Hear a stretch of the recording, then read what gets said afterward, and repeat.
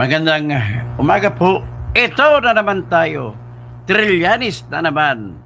Ebidensya na naman na nagpapakita na totoo yung kanyang tinanggap na $2 million para ibigay sa mga investigador ng ICC. Tumataas na ang uri ng ebidensya na talaga palang nakatanggap ang mga ICC na mga judges at saka prosecutor ng pera, kunwari donation, galing sa Philippine government. Iyan yun po yung $2 million na may ebidensya yan na nagpadala ng mga damit ng dalawang ICC investigator kasi hindi nakasya sa kanilang maleta, kaya pina-DHL na lang sa kanilang mga address sa Netherlands at saka Amerika. Ganon po yun. So ngayon, bago natin ilabas, patugtugin muna natin ang atin pong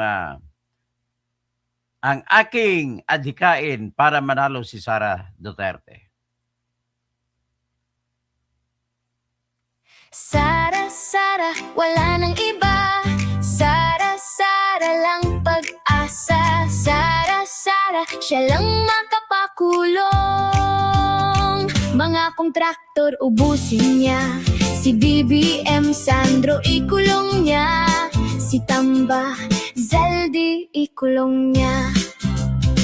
Tapang at malasakit ibalik para bayan ay manahimik. Durugin ang sindikato sa korte, sa DPUA, sa DS Void, sa PhilHealth.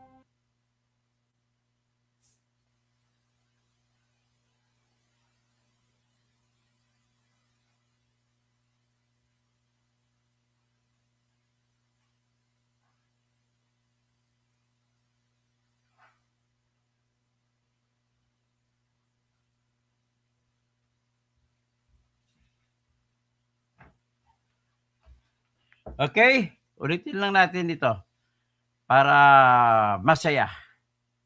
Pero ipakita natin, iba muna yung aking musika.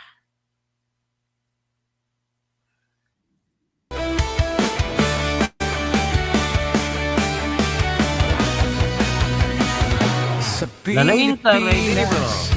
Gandang umaga. Good morning, Tomas Isplana. Prinsipyo kapag may inapi siyang nariyan, kapag may bayaran siya ang hadlang. Hindi siya tiklop sa pananakot ng iilan, hindi siya alila ng sino mang mayaman. Kung ang kapangyarihan nila ay inaabuso, hinahawi niya yan mano-mano. Kapag ang taong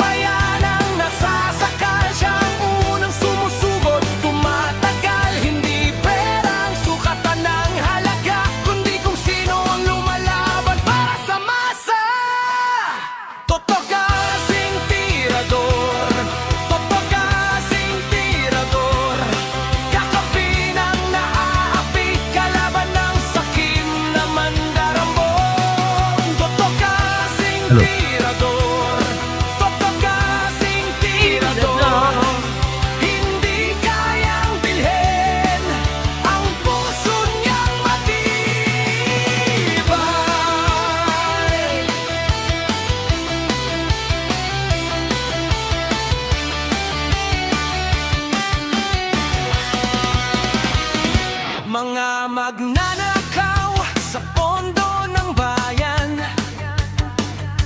nanginginig kapag siya ang nandyan. Bawat piso, bawat sentimo, kailangan Christian sagutin Sanagutin. sa mata ng tao.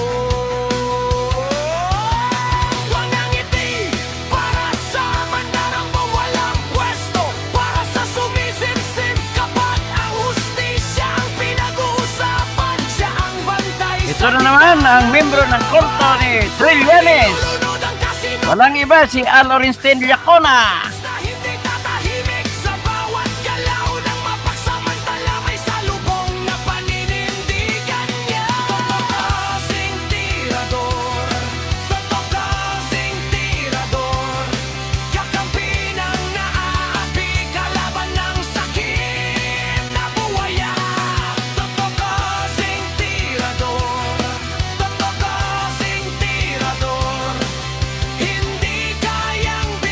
palakpakan.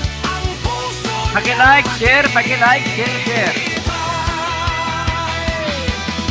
Hindi lahat ng malakas ay tama, hindi lahat ng tahimik ay duwag. Kapag ang bayan ang pinagkakaitan, siya ang unang humaharap. Toto kasing tirador, kakampi ng naaapi, kalaban ng sakit. Ito po yung bagong ebidensya natin laban kay Trillanes na boss ni Lacuna. Ni Al Orenstein Lacuna. Ito talaga si Trillanes, kumpirmado na BBM ito. Tumingin na pera kay BBM.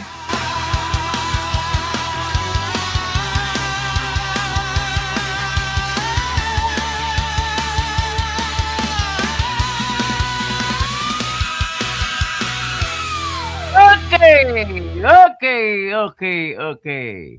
Ito na ngayon. Dito na naman tayo sa Umpukan ng Bayan, ang channel ni Dr. Toto Tirador.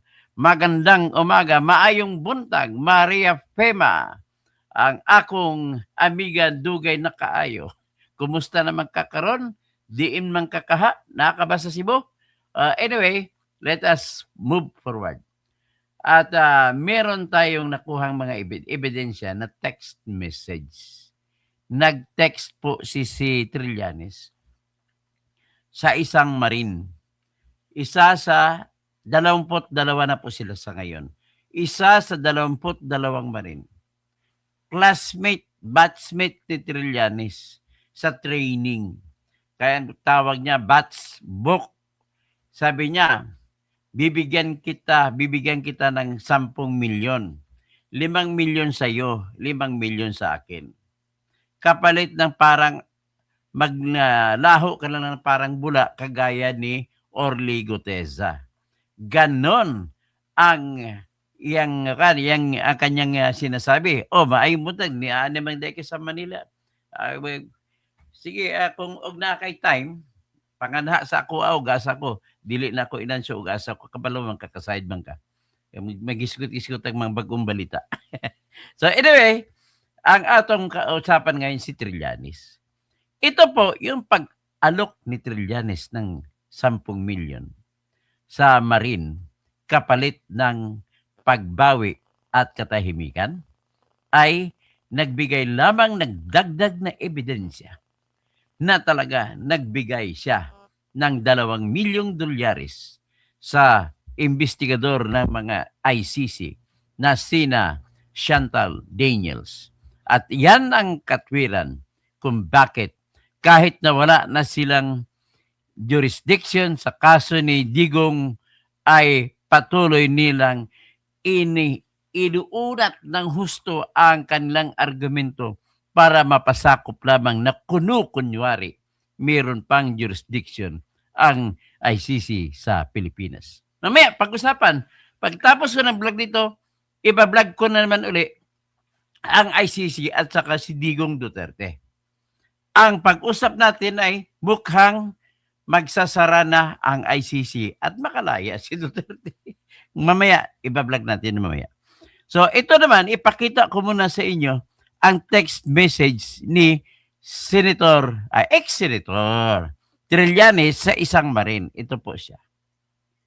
Nakakahiya ka talaga, Trillanes. Wala kang kwentang tao, hindi ka Pilipino. Ikaw ay traidor. Kampon ka ni Judas. Magkasama lang kayo ni Joel, Villanueva. Na ang Diyos niyo si JC. Hindi Jesus Christ, ha?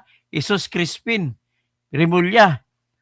Ito ang ating ipakita. Ito yung sandali lang.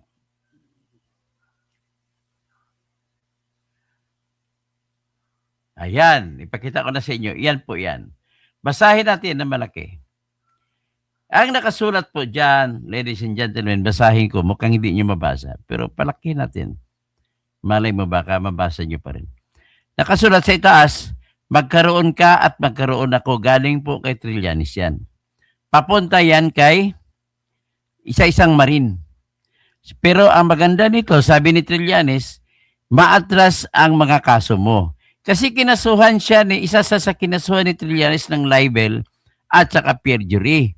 So, iatras na daw ni kapalit ng 10 million, iatras pa ni Trillanes ang kaso. At saka kabats tayo, yan ang importante.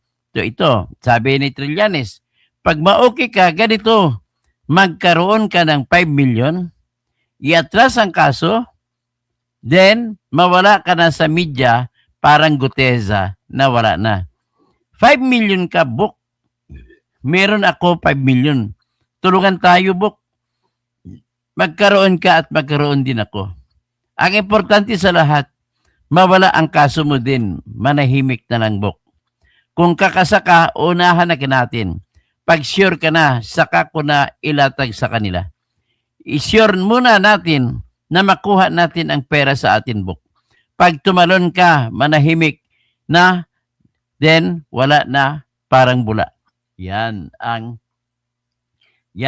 text message ni Trillanes sa isang marin. Grabe. So diyan mo na nakonfirma. Diyan mo nakonfirma kung gaano kasama itong taong ito si Trillanes. Mismo bayan niya, ibebenta niya sa ngalan ng salapi. Konfirmado na yan. Kapalit niyan ay hindi pag-imbestiga sa flood control. At kung hindi maimbestigahan ng flood control, ano mangyayari sa bayan natin? Makakaligtas ang mastermind na si Bongbong Marcos. Ang pangalawang mastermind na si Martin Romualdez. At ang pangatlo, kanilang ginagamit na si Saldico. At ang kanilang Reyna ng flood control na si Lisa Araneta Marcos. Ebidensya po yan. Mga grabe talaga kayong gobyernong ito, talagang walang kwenta talaga gobyernong ito. Ini-imagine ko kung ano na naman ang isasabihin ni BBM pagdating ng SONA sa July 27, 2026. Dati, ang sinabi niya, mahiya naman kayo! Ano ngayon sasabihin mo? Oh, ano sasabihin ng boss mo? Andres Sabungan, ha? Kalbo, guni-guni lang daw. Binasa ko na nga yung text message si Trillanes, guni-guni pa. Kayo po mga multo. Kasama ninyo sila ni Luistro sa impeachment na kung saan yung mga testigo nyo ay mga multo. Si Mary Grace Piatos, multo. At iba pa na mga 1,000 na mga nakalista sa Philippine Statistics Authority at mga mga peking pirma na sinabi ng NBI, mga multo. Paano mananalo ang kaso kung testigo may multo? Ay, nako. O ito, klarong-klaro ito. Sigurado po kasi ang isang dahilan kung bakit talagang si Trillanes ang nag-text nun, tinago lang nga ni Jojo de Guzman.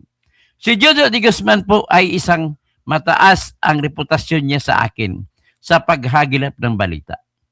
Naibigay kay Jojo de Guzman yun. At kung bakit naman gaganon, hantong sa ganon si Trillanes, sapagkat po ipit na silang lahat. Pinasabi lang yung kay Trillanes, pero ang tao sa likod ang nag-aalok ng 10 milyon.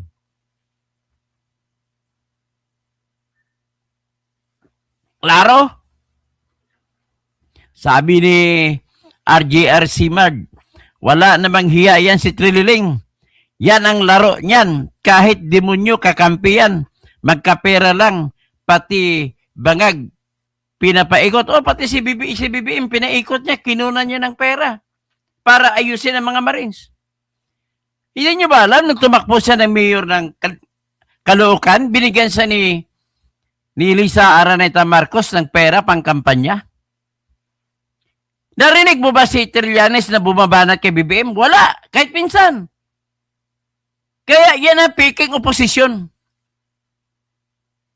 Sinasalaula pa niya dyan si Leni Robredo.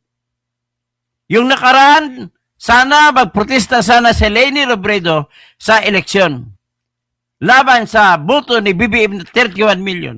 Pero hindi natuloy sapagkat sinabihan na siya ni Trillanes, ma'am, confirm po sa on the ground na talo tayo.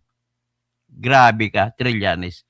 Ikaw ay traidor. Wala ka na kung nakitang tao na kasing traidor mo. Nagkukuntisan lang kayo ni Lacson. Ito si Lacson naman. Busog na busog siya sa smuggling sa simento na ang kanyang anak ang nagpapatakbo. Mario Morales, ghost at AI witness na sa win ng Black. Wala na yan si Trililing. Grabe to si... Ngayon, isasalang siya ng prosecution bilang testigo. Ano ang mapapala ni Trililing? Wala. Maliban sa pera, kumikita siya. Ginagamit niyang isyong ito para kumita siya kay BBM. Niloloko niya rin si BBM saka si Lisa Marcos. Para kumita lang. Niloloko niya bang opposition? Kunwari opposition siya, punyeta ka. Ang bahay mo dyan sa number 28 Duhat Street sa Antipolo Hills. Isa sa first class na subdivision sa Antipolo City. Diyan ka pala nakatira. Bakit ka tumakbong mayor ng Caloocan? Hindi ka naman nakatira pala sa Caloocan.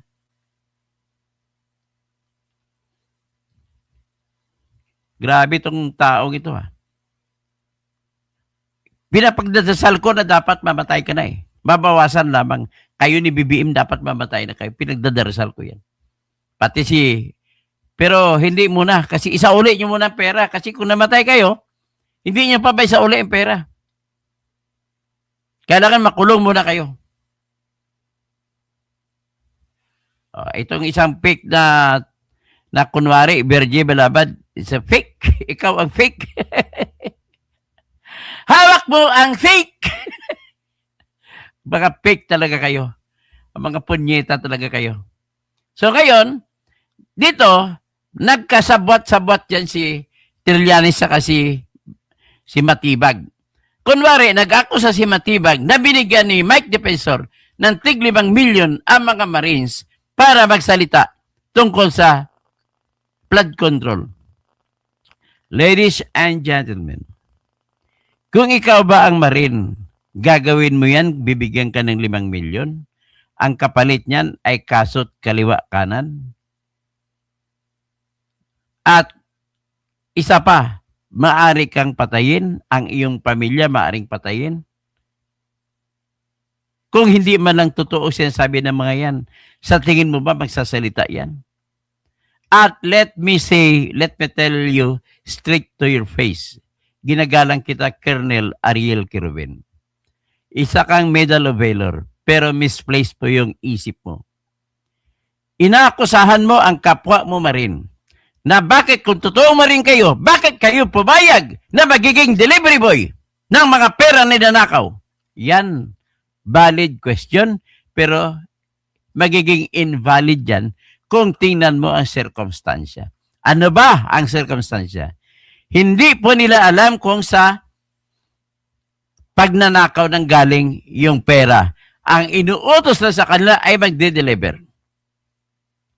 At least, very sure na nag-delivery, na patunay na natin na totoo delivery dahil sa napakaraming mali-maleta na binitbit nila na, at mga litrato na nagpapakita ng mga maleta at mga video na kung saan ay katabi pa si Sandro Marcos sa pagde-deliver doon ng 5 maleta na malaki sa Paway, Ilocos Norte.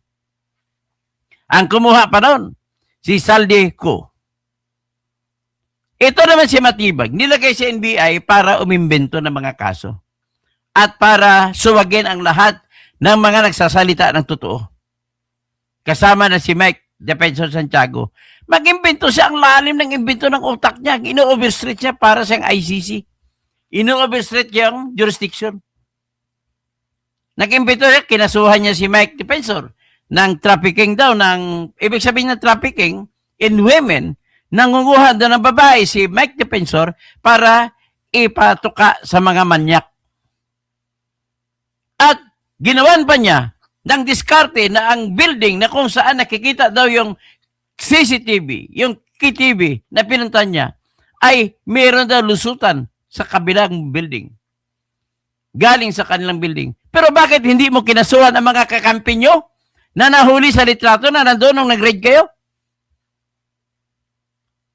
Kung nagsasabi lamang kayo ng totoo, Melvin Matibag, malaking tulong ka sana sa bayan sa kaayusan nitong paghanap ng katotohanan. But the problem is, you allow yourself to serve the pleasure and honor or dishonor of Lisa Marcos and BBM na nag-appoint sa iyo. Isa lang ang nagpapasira sa NBI. Si Melvin Matibag lang. Dati ang respetado. Alam ko po kung bakit nag-resign si Jaime Santiago. Lahat ng ginagawa ngayon ni Matibag, yan ang pinapagawa kay Judge Jaime Santiago. Hindi niya maatim. Kaya nag-resign siya, irrevocable resignation. So, paano na ngayon, Trillanes? Bistado ka na. Okay. So, ngayon, titingnan natin kung paano diskarte man. Nakita na eh. Nagkaroon na tayo ng ebidensya. So, ibig sabihin po, ang sinasabi ng Marine laban sa iyo ay totoo. Bakit ka pa magkukumahog na ikaw mismo mag-alok? Kasi nasa sadlak pangalan mo at kinuturo ka na hinahatiran ka ng pera doon sa bahay mo sa number 28, Duhat Street sa Antipolo Hills subdivision. At hinatiran din ng pera doon sa inyong headquarters sa headquarters ng Magdalo. O ito ang headquarters ng Magdalo, tingnan nyo.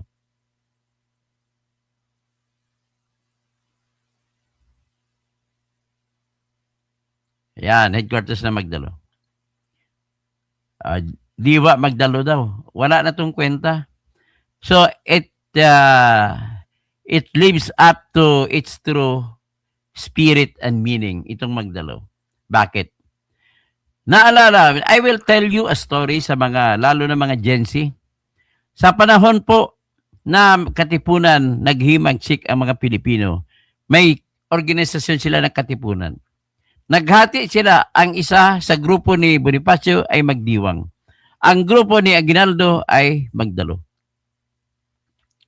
Tapos, nung nagkaroon sila ng eleksyon sa Tejeros, bago magkaroon ng eleksyon, tumawid ng dagat galing Tondo. Ang grupo naman ni Andres Bonifacio, pumunta sila sa Tejeros. Diyan sa kabila sa may Cavite, sa dagat lang pagitan. Hindi sila dumaan ng kalsada kasi baka bahuli sila ng mga Kastila na mga sundalo. Kaya diyan sila dumaan, gabi sila bumiyahe. Nung makarating doon, mas marami pa ang butante, mas marami pa ang boto na lumabas kaysa mga listahan ng butante. Kaya nagkadayan, naging presidente si Aguinaldo. Natalo si Bonifacio sa halalan para pagkapangulo, pero hinalal din nila si Bonifacio sa pagiging secretary or ministro ng Interior and Local Government. Itong tarantado na Tiruna, galit na galit siya bakit nahalal si Bonifacio na Interior and Local Government Minister. Sapagkat ayon sa kanya, dapat daw abogado. Nagkaputukan, muntik-muntik magkaputukan. So isa, tandaan niyo itong traidor to, si Aguinaldo, si Tiruna. Yan mga traidor ng bayan yan. Lalabas ng bandang huli, yung traidor, si Lazarus, Colonel Lazarus Macapagal. Sila ang nag-execute na papatayin si Bonifacio doon sa Maragondon, Cavite. Grabe kayo. Hindi ko na ihabaan ang kwentong yan. Basta ganun ang kwento na Magdalo na pinapatay ang ulo na Magdiwang. Kaya walang kwenta yung pangalan Magdalo. Sa pangalan pa lang ay distinda na nagtatraidor sa inang bayan. Grabe kayo.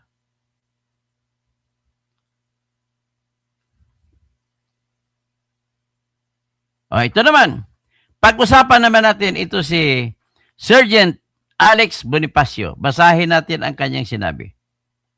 Marine, ex-marine ito.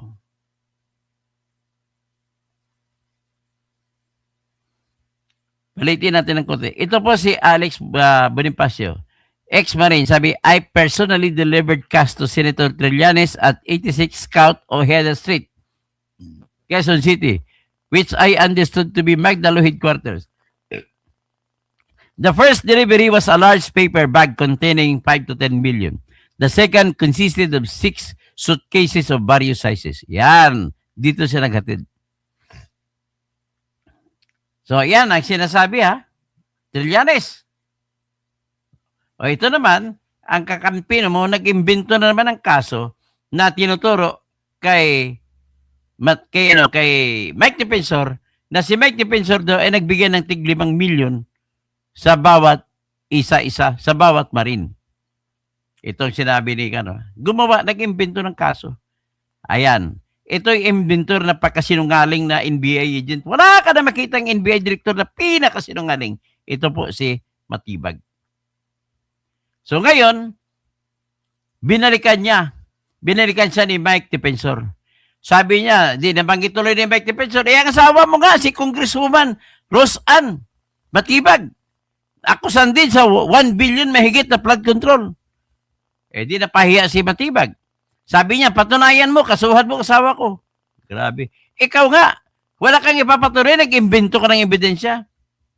At nagdududa pa ako yung pag-aristo nyo kay Franco Mabanta, drawing. Dinisinyo nyo ang objective ninyo.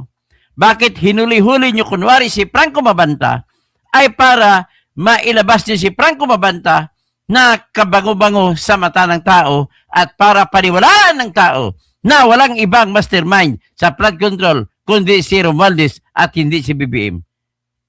Talagang mga kwan kayo. Anak ng teteng kayo. O, ito naman. Muling binuksan daw. Ganon din. Muling binuksan ang investigasyon sa ex-marriage. Kahit ang investigasyon mo dyan, hindi magbabago po ang katotohanan. Mababago mo lamang pansamantala lang yan, pero hindi ang katotohanan. Kundi, ang binago mo, ang tawag dyan kasinungalingan. Ito naman, pasalitain natin ang mga Marine. Walang makukuha mga Marine to. Panay, perwisyo lang sa buhay nila ang nakukuha nila. Magsisinungaling ba ito?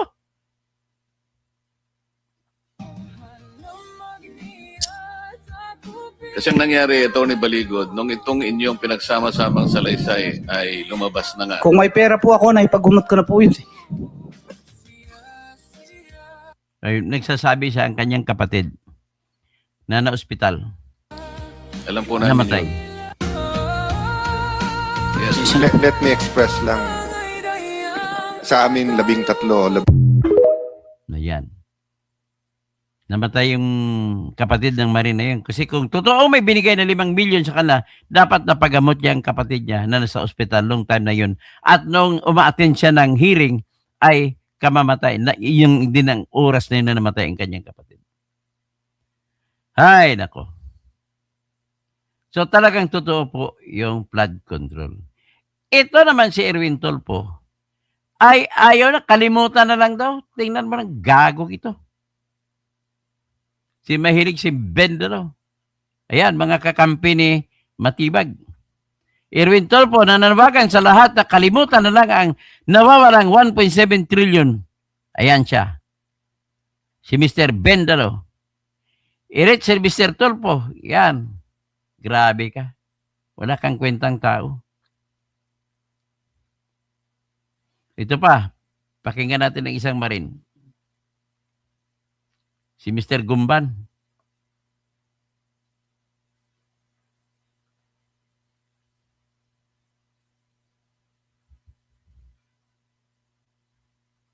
Okay. Yung pangalawa po, anim. Anim. Umaga po Yes. yun. Ako po yung involved doon kay Senator Erwin Tulfo. Sa Sir, kanya naman, siya naghatid ng maleta na 6 na maleta at saka 2. So, balo lahat. Pinadala, binigay niya sa Green Hills na bahay ni Senator Tulfo. Senator ba yan? Hindi ayaw kong tawagin Senator. Ni Erwin Tulfo. pangalan tapos pakikwento na lang yung circumstance. Ako po, sir, si Bernard Gumban. Bali po, nakapag-deliver po ako doon kay Senator Erwin Tulfo ng 2 beses. Yung una po, 2 maleta, tapos yung pangalawa po, 6. Ano yung 2 maleta? Anong size? Maliit na po, small tsaka medium siguro. Small. Ano ulit laman ng small? Nasa 20 to 25. Okay, and then medium. Yung medium po, Ay, medium ata yung 20 to 25, no? Tama ba? maliit po. Yung small po, Okay, tapos yung medium. nasa 40 to 50. Okay, so ang dineliver mo is from 60 to 70. Okay. Tapos yung pangalawang beses po, Your Honor, 6 na malita na po. 6 na gano'ng kalaki? Halo-halo po. Halo-halo na. Opo, So, Your Honor. Your Honor. even assuming small lahat, kung 6 sa 25, at least 150. No, at least.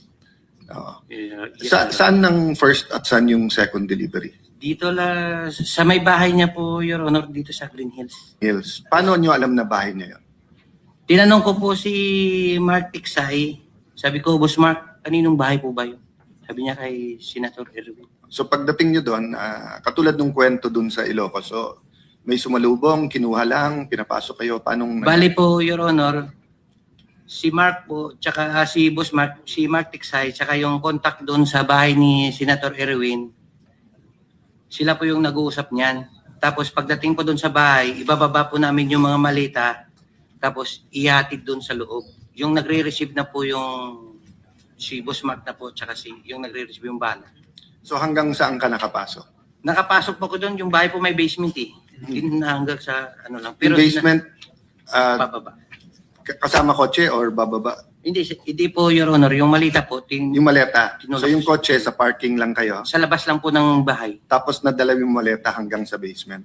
Papasok lang po kasi may sumalubong na po doon yung... Okay. ano So po kung yun? halimbawa, dadala namin kayo dun sa mga lugar na sinasabi nyo, matuturo nyo na ito yung bahay, tapos Yes, Your masasabi nyo Honor. dito yung basement. Yes, sir. Yes, sir. Opo. Third lang, O yan ha.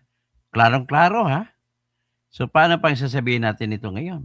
Klarong-klaro yan.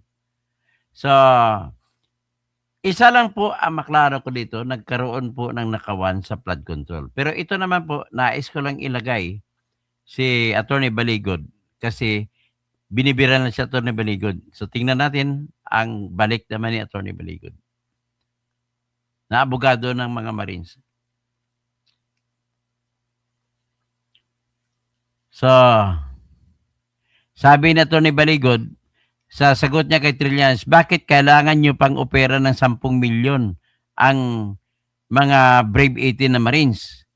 So ito ay tanong ni Atty. Baligod, legal counsel ng 18 na dating sundalo matapos ang pahayag ni dating Senator Antonio Trillanes Deport na naniniwala siyang may isa sa brand 18 dating bagmen o bodyguards na ni dating Ako Bicol Party List na babaliktad. So, iyan yung pinalita niya sa kanyang text message. Nung nililigawan sa text message, iyan daw ang babaliktad.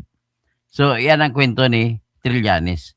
Sa isang social media post, kinwesto ni Baligod ang pahayag ni Trillanes at ibinahagi ang screenshot ng umano'y mensahe ng nag-aalok. Ayun, binahagi pala ni Atty. Baligod itong screenshot na binasa natin kanina.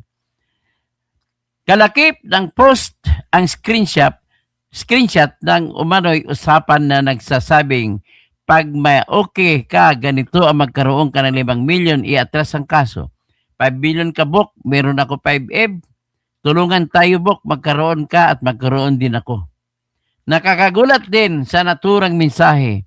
AI ang importante sa lahat, mawala ang kaso. At importante sa lahat, mawala ang kaso. So, ganun po talaga ang ginagawa nila. So, ito bubuksan ko lang yung website ni Attorney Baligod. Baka may bagong balita sa kanyang website na kaugnay sa ating pinag-uusapan sa ngayon.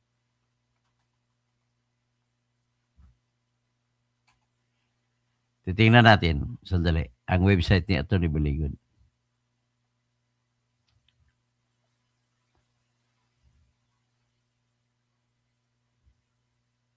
Wala pa namang bago. So, anyway, maghanap pa rin ng iba.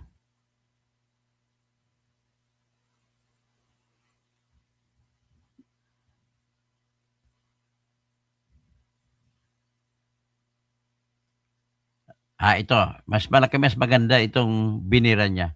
Ipakita natin.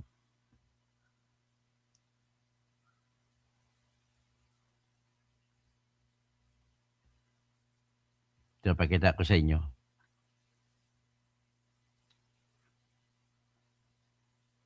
Yan po.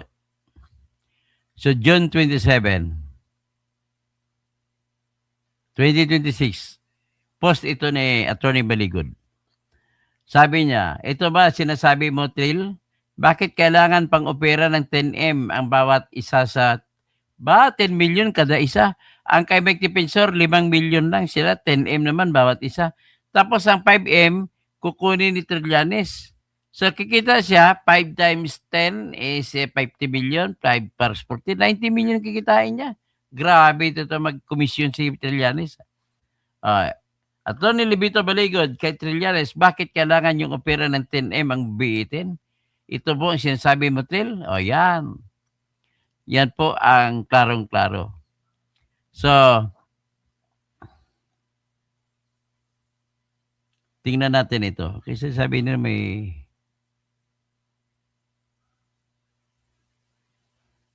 Okay. Anyway, yan na po ang nakita natin at siguro yan ang pinakahuli nating ibibenta sa inyo.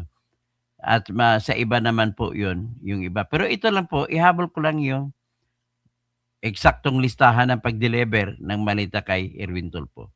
At ito pong dahilan kung bakit si Erwin Tulfo sinara na po niyang investigasyon ng flood control. So, Erwin Tulfo, sa Green Hills, hinatid, first delivery, isang medium at isang small na maleta. Asan ba yun? Palaki natin. At saka, 6 na malita, pangalawang delivery. Okay? Yan po ang ating presentasyon sa ngayon. At magandang umaga sa inyong lahat. Okay? I-shoutout ko na lang kayo. Sabi ni Slim, kakampik. So, hindi ko nabasahin siguro yung mga kumukontra sa akin. Elpidio Mercurio, yes, totoo yung sinasabi mo. Merski, anak ng Kirubin. Pag daw nila bangag, Amelia Marcaida, gago daw ako. Samuel Monino, good morning, Dr. Toto. Shout out from Ormoc City. So, maayong buntag sa Ormoc. Aljen Wapu, isa uli na lang ang nangkurap ang perang ninakaw. Pwede rin. Pwede na magkasundo na isa uli na lang.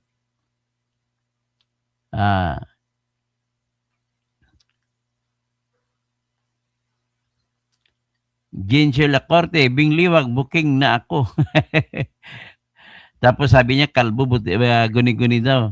So Mario Morales, grabe ang gobyernong ito. Erlinda Vicencio, hello, Attorney Kausing. Maria Fema Duterte, Diaz Manila, gusto ko magkita. Bergie Balabad, sige, i-tech kita, i-messenger kita, Fems, tabagan kita. Elpidio Mercurio, yes, ito tong sinasabi mo. Merski, Amelia Mercada, Samuel Manina, LG Wapu. Tapos Bombi, maayong buntag, Don Toto, RGR Smart. Yan na naman si Ginuban, si Kirubin. Si Kirubin naman tinira. Joel Blaton, basta Kabitenyo, kabag-anak ni Emilio Aguinaldo. Kulang mo lang sabihin, basta Kabitenyo, traidor, si Lacson. Johnny Abrasado, may hilig sa PC, hindi po fake news ito, totoo po ito. Sorina Labaya, grabe ka, balbalan itong Mr. Bendalo. Tapos, sino pa? Magic Mikey, isang palabas lang pala ang nangyari kay Franco M. Sorina, hindi ako naniniwala kay Franco M. Sorina Labaha, walang dahilan para magsinungaling ang 18. Endgame, Ignacio, Dr. Edgar Nasio. Dr. Toto, good morning po. Tapos kay Samuel, tama lang na yun, katuto, hindi dapat tinatawag na senador ang taong sangkot sa anomalya. Sorina Jabalya, please like, subscribe. subscribe po kayo. Yung hindi pa nakasubscribe, mag-like at saka share, pakishare po. Para ma-break nakasyado ban po kasi ako ngayon. Bing Liwag, may pag-asa pa Sir Toto na mag-hearing. Mukhang wala ng pag-asa, hindi na matuloy at ang Blue Ribbon Committee. Alvin Duhapa,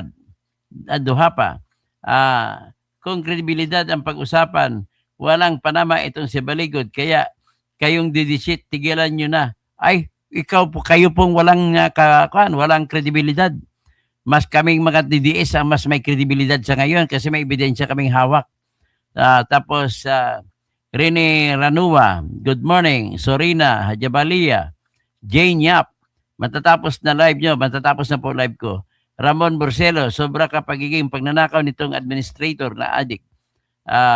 Jose Lito Sumaliling, maayong buntag Dr. Kasing watching from Puerto Princesa. Maayong buntag diha sa Puerto Princesa kay Councilor Elgin Damasco. Maayong buntag kanimo, konsyal. Michelle Baste, Antonio Tonya Trillanes na alok 10 million ng Marines sa Marines. Saan niya galing? Yan, sa kanya, galing kay Lisa Marcos, galing kay Bongbong Marcos, para hindi na magsalita itong mga umako sa kay Bongbong Marcos. Sabi naman ni Magic Mikey, sabi po ni Sen Erwin, kay Jessica Soho kahapon, si Erwin, 400 million. Wala yan, wala pang media na makakita ng 400 million. Loko-loko yan si Erwin Tulfo. Good morning, attorney. Takahashi, good morning.